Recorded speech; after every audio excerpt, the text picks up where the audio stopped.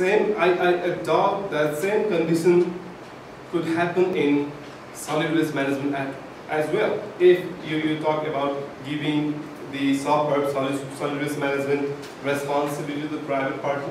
So how do you think, I mean, this situation can be visualized? Maybe they will ask for the people to give more than they are willing to pay for the solid waste? That's my point. Well, there have been, well, thank you, Mr. Praveen Sharma, for your comment and question. I had a pleasure as we went to Mustang to put out the province for 7-8 days. And we trekked from Pokhara to Johnson, we were hiking together, 20 pounds or 40 pounds right behind us. And Praveen was very helpful. Thank you, Dean President. So, yes, I didn't say exclusively handing it to private party. Oftentimes I get those emails from different Kathmandu organizations. Dr. Dangi, can you talk to waste management in the US? Can you collaborate with them? I would say, no.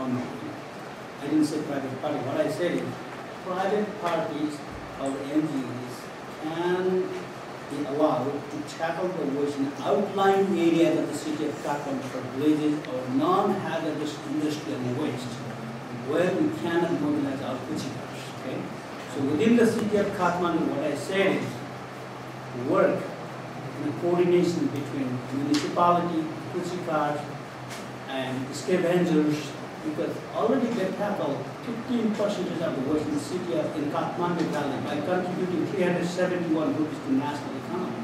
So why do you ignore them? Bring them in mainstream. Without them, developing country not going to have a brighter day of solid waste management. Together, and NGOs, such as Women Environment Preservation Company, Tribhuvan, Biogas Support Partnership, and others that are already working. So in coordination of those three types of entities, we can tackle waste management in Kathmandu. If you are further interested, some of my prescription Ashar at June 15, Kantipur, Nepal, the page number I wrote Kathmandu Kultur Management Staff. You can get it. Okay, thank you. So we have just one question. Finally we have two questions now. It's nearly 5 o'clock now. So Dr. Deputa, first of all, your question in short, and then I will continue. Thank you for the presentation. I was also additionally expecting some other sheets besides this type of problems why total waste disposal or solid waste management in Kathmandu, like the University of Nepal has gone to 7. So my question concerns about perhaps you have addressed in other presentations. That we are now thinking about in Nepal on intertraditional solid waste management as you just get one keywords at the end. So, as you know, the percent of Kathmandu's waste is now changing. It's changing lifestyle.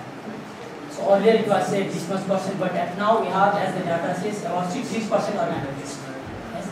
The major problem is there, and this major component of the solid waste may go slightly by several percent receipt back in coming years. But the plan is, as you know, Kathmandu, this solid waste management is going to be given to private sector also. There are also exercises within the planning commission and in the ministry.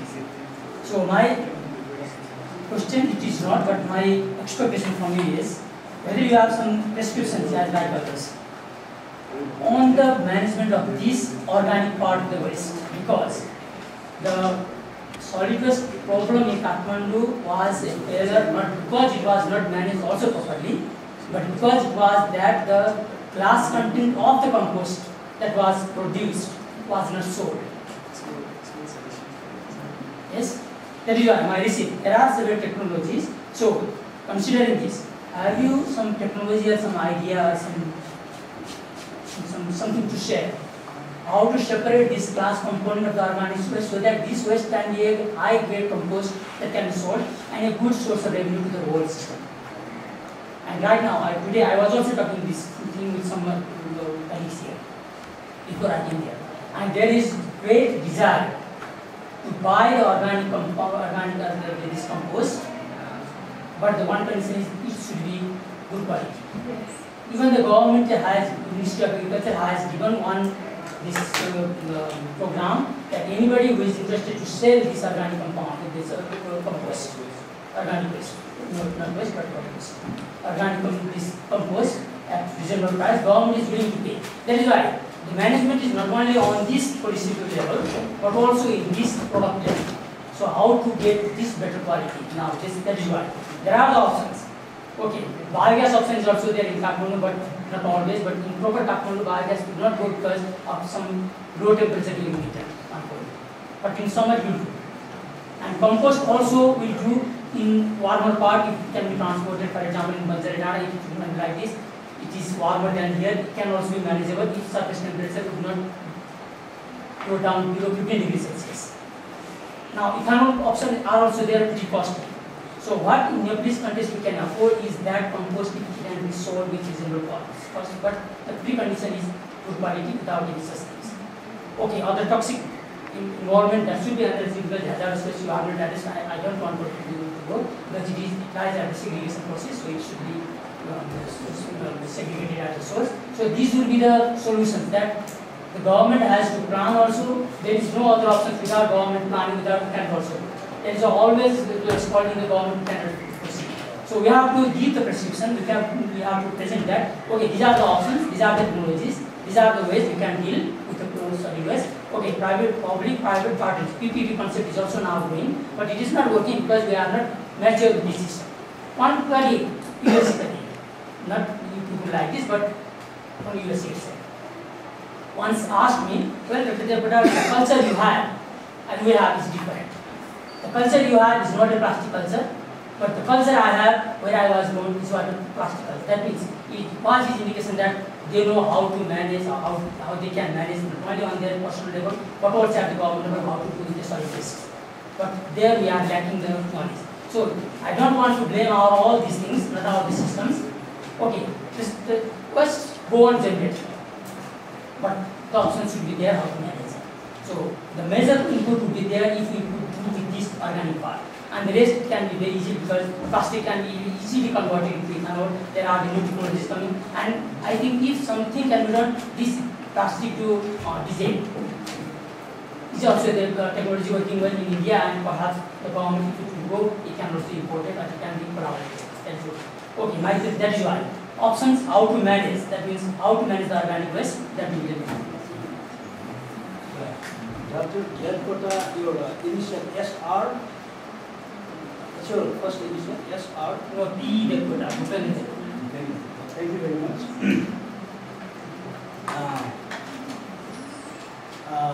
The compost plant within the premise of Tribhuvan transport station that used to yield 50 to 25 metric tons per day of compost was shut down in October of 1986.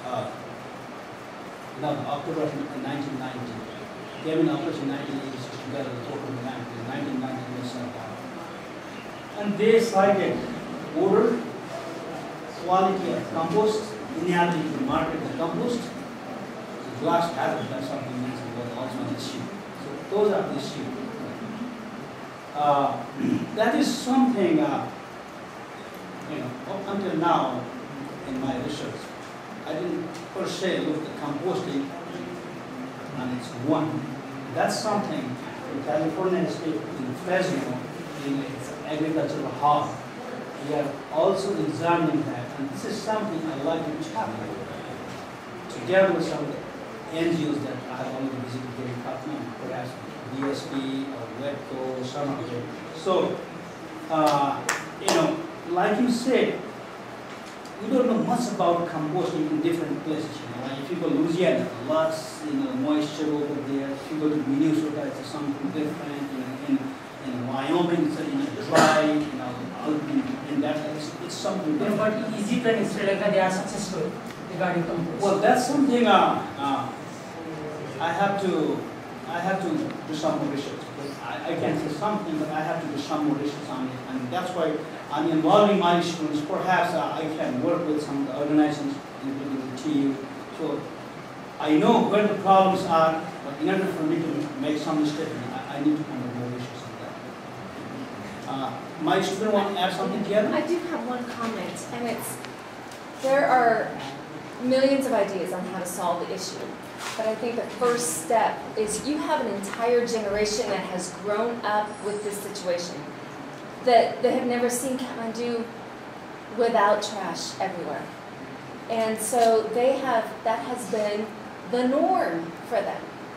So I think the very first step in a holistic approach is to educate and make people aware that there is an option, that this is not something that they have to live with for their entire life. So without that awareness program, it's composting, biogas, it doesn't matter what approach you take, or a multitude of approaches, nothing is going to be successful unless you change the attitude of the people. That is there. And on the top of that, I must add here, I do know about what the Ministry of Planning Commission, another headquarter is there, Dinesh Chandra, they are working on it. You know, they had expressions of interest, request for proposal. I know what they are doing. They talk about gasification, pyrolysis, incineration. Those techniques are not going to work.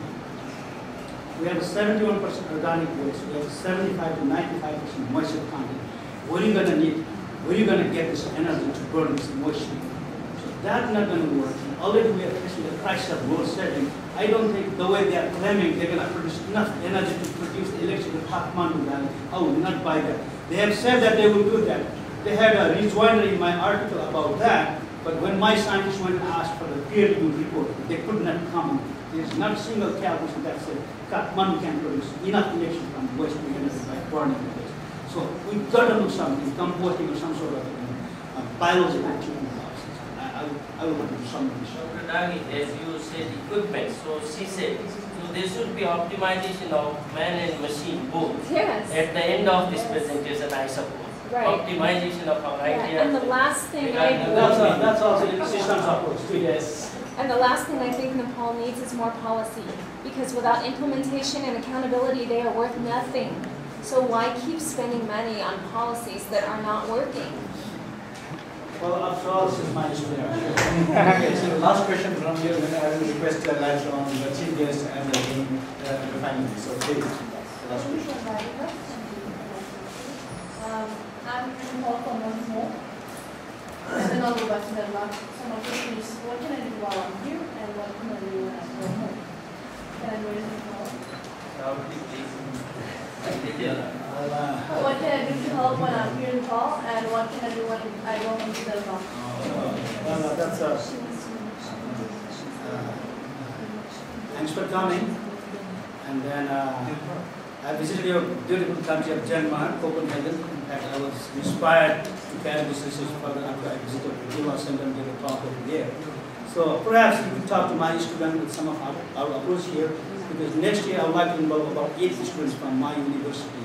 Perhaps we could do something together with Tribhuvan University. There's a dean. Maybe after this talk, you can talk to Dean Gazarel over there. So perhaps we could do something if you are interested to help and join up. That's very, very nice. Thank you very much. Okay, thank you very much indeed. Thanks a lot. Now I would like to request the chief guest and the lecturer of Tribhuvan University, Professor Dr. Srila Madhya, for the comments. Yeah, please. I was trying to thank Dr. Sister for giving me this opportunity. I was very much inspired